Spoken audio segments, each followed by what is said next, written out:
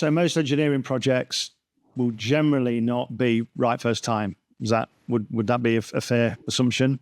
Yes. Yeah. So how does this model-based design approach support that? And can you make changes on the fly? Can you make quick changes and improvements during the project?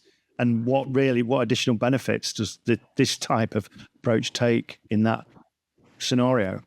I mean, yeah, the sort of the design iteration loops and sort of condensing them down as sort of efficiently and quickly as possible is a real sort of key driver and a real strength of model-based design.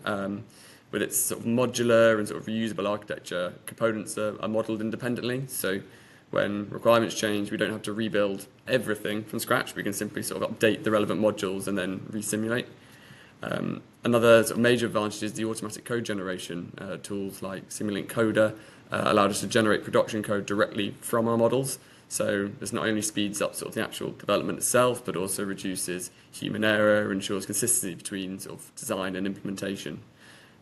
Model-based design also integrates seamlessly with continuous integration and automated testing. So this means every change we make can be validated quickly, robustly, and help us maintain reliability and avoid regressions.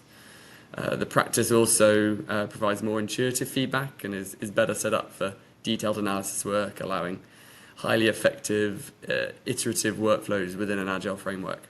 And can probably, by the sound of it, deal with more complex models? Yes, yeah.